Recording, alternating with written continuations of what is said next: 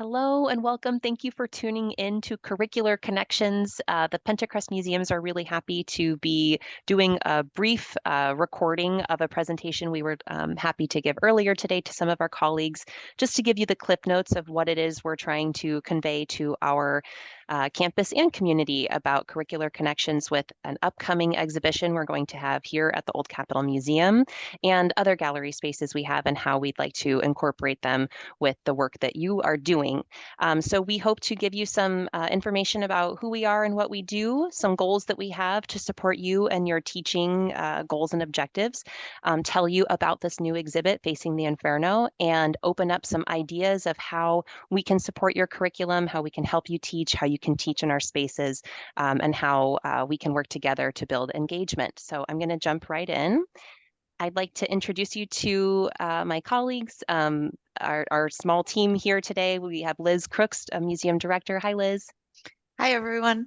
And Carolina Kaufman, Director of Education and Engagement. Hi, Carolina. Hello, thank you for tuning in. Yes, and I am Jessica Smith. I do communications and engagement today. I am driving the bus here on the PowerPoint, so bear with me. Liz, would you give us a little information about what the Pentacrest Museums are, what we do, our missions, resources we have, and some goals you have as director? That's my favorite things to talk about, so happily. The Pentacrest Museums, of course, as the name implies, are two museums situated here on the Pentacrest at the heart of campus. Before you see our museum missions. We're two very different museums. They're united by our geography. The Museum of Natural History, of course, looks at the natural history of the state and the world around us. The Old Capitol Museum famously was the first building for the university, our first university home, and in 1976 became a cultural and historical museum. And the Old Capitol Museum is the space that houses our temporary exhibitions, which is where you will find Facing the Inferno in the spring semester. One of the goals that we have here at the museums is to support our students and our faculty and instructors in providing high impact learning opportunities. We do that in a number of ways. The first and maybe most obvious is for you to bring your coursework alive in our galleries and our collections spaces. You can do that simply by contacting us and bringing your classes into our spaces. We can also serve as a space where your students can come. You can assign individual visits for extra credit or maybe a classroom assignment. And of course, we can set up loans to your specific classrooms based on your curriculum content. Some of the things that we have to offer, as you see in the photograph, would be skeletal examples. We have many different kinds of specimens. We also have ethnographic objects that we are pleased to loan out. Those are some really important ways in which we can support object-based learning and informal learning in the classrooms and outside of the classrooms. And we find that really enhances student success. So some of my goals as the museum director and in our presentation today is first to increase awareness of the museums and what we have to offer you in support of your teaching goals. So increasing awareness, we look to intertwine our gallery spaces with your coursework, and we look to partner with exhibitions and collaborate when it comes to thinking about content for future exhibitions. Facing the Inferno is an excellent example of an exhibit that has a multidisciplinary interest. It's a topic that can have many jumping off points. It's a topic of broad interest. It's very timely. What are some other things that you're examining in your classroom?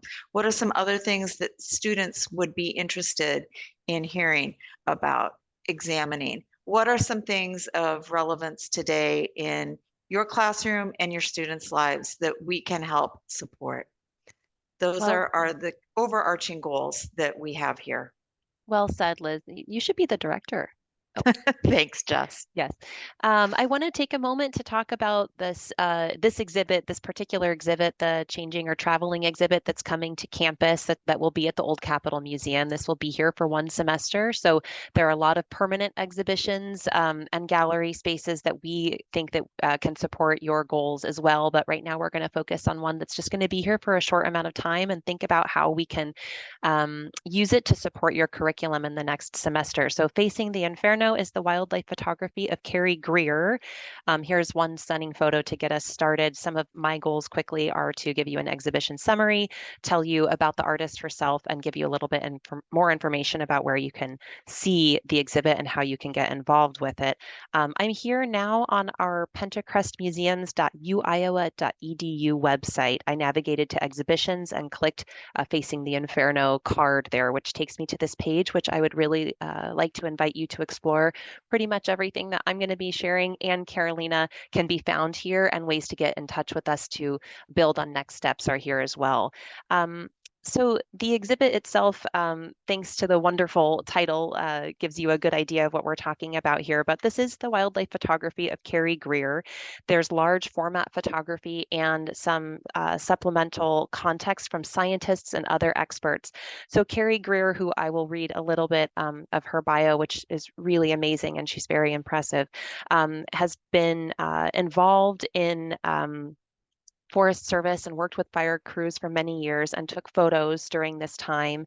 Many of them were used in newspapers or to give information about live time events. In this exhibition, the context of those events is separated and the photography takes center stage as fine art photography, fire photography. It's really fascinating and it's really stunning, but there's also some additional context, as I said, by scientists and other experts examining different parts of fire. Carolina is really going to speak to that more because those different points of examination of fire and how it is involved in our daily lives, different scientific aspects, how it affects each of us in many different ways. These pull into these different curricular connections that we're talking about and can support what you're working on, but it's really fascinating.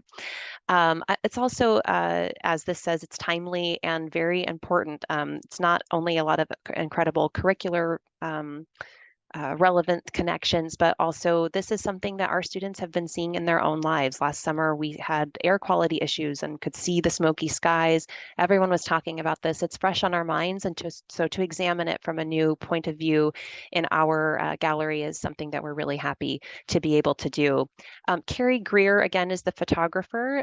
She's with the National Interagency Fire Center based in Boise, Idaho. She specializes in wildland fire photography and editorial photojournalism. Her interest in wildland fire photography was sparked during her college years working on a Forest Service fire crew in Washington. Her work has appeared in numerous publications, including Nat Geo, New York Times. Kari has an online video interview in Yahoo Studios for the weekly Flickr, as well as on CNN. She studied photography at California State University in Sacramento and spent time in workshops and working under famous photographers, including some with National Geographic and beyond. I'm going to take a moment to just flip through a small selection of some of the photos that are in this exhibition. Colors and composition are truly wonderful, and you're really able to draw many different conclusions about the story you want to tell and what you want to teach with it, but also it's just really visually appealing.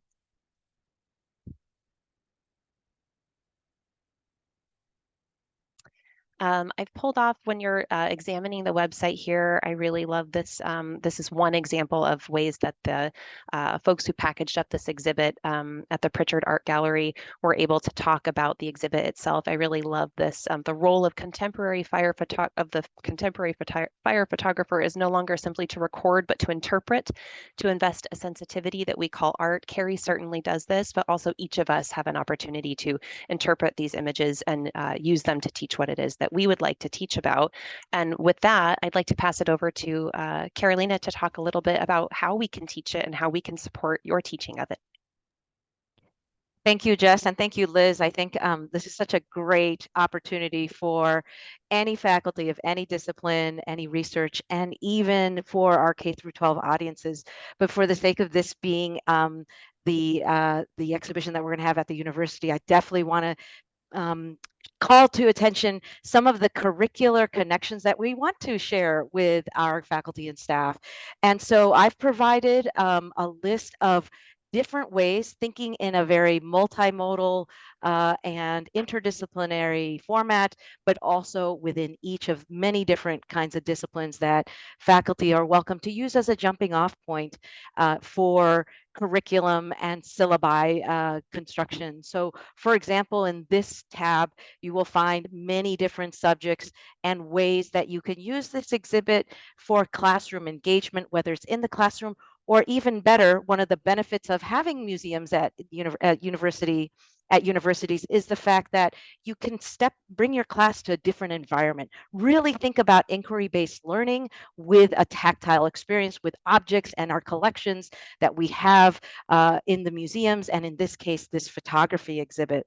So I'm just going to point out just a few. So for example, if you're in a public policy class or a law school class, imagine assigning students to analyze the policies and regulations related to wildfire management.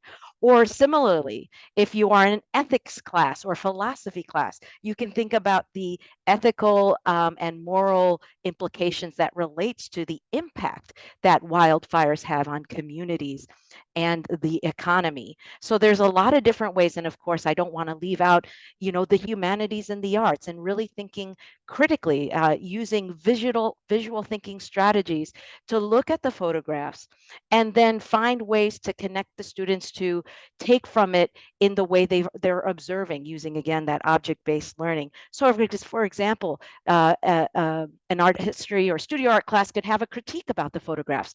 What is it about the lighting, the composition, the way the photographer has inserted themselves in the scene and captured that moment?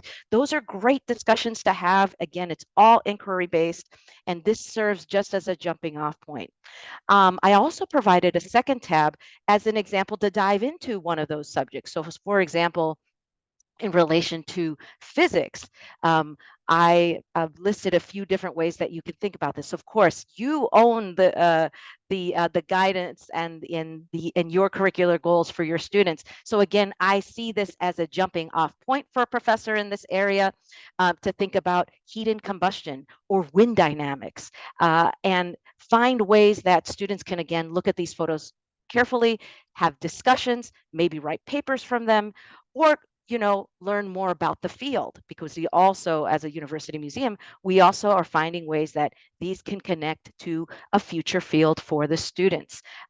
So we're excited, and of course, in addition, other projects, excited about the possibilities that you can do with your class using our museum resources and collections, and really expanding inquiry-based learning in ways that are never imagined before. So we want to invite you, and I also welcome, there's many different ways that students and faculty can participate, not just say on a self-guided visit with some of these curricular ideas, but you can also send them for credit on their own. That's another way that you can engage your students. And you can certainly reach out to me as the Director of Education. I'm happy to tailor the experience further if you need, or if you are interested, find ways to collaborate, and then really make it a unique and customized experience for your students. So Jess is pointing out to the class visits tab there.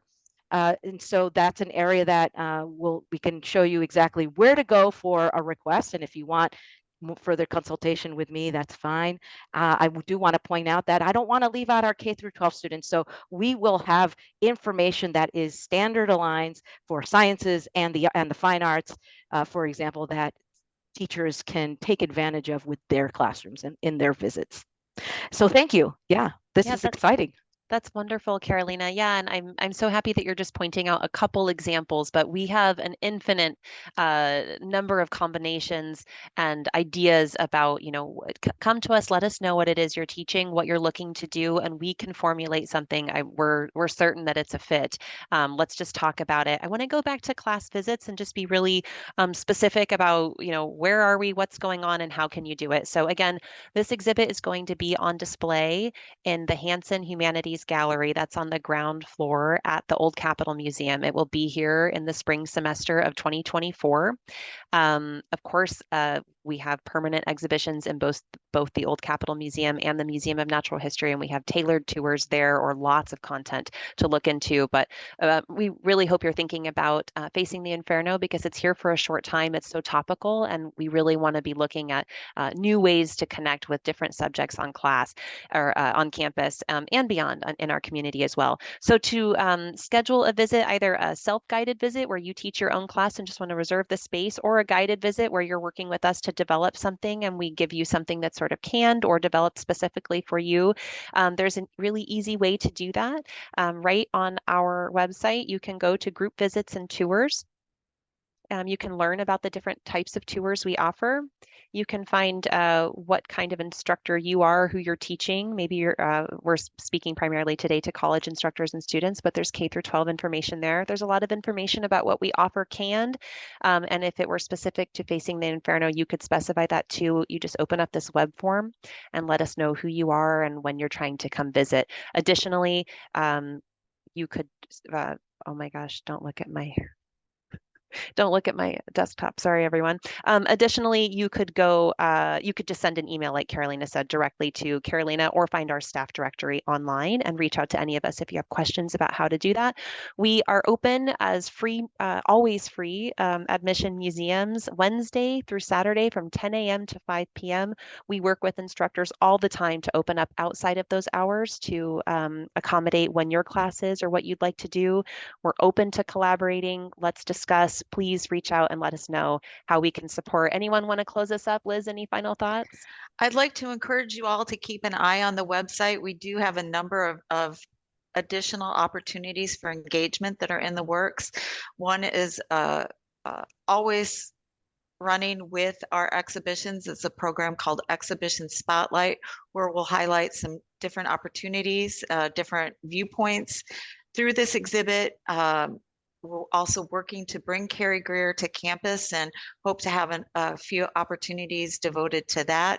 And we'd like to, if you have ideas about activities that you would like to host, please let us know. We'd enjoy working with you to put those together. Perfect. Thank you, Liz. Thank you, Carolina. We hope if you're watching, you're pulling up a new email to us right now. We can't wait to work together. See you soon. Thank you. Bye. Thank you. Thank you.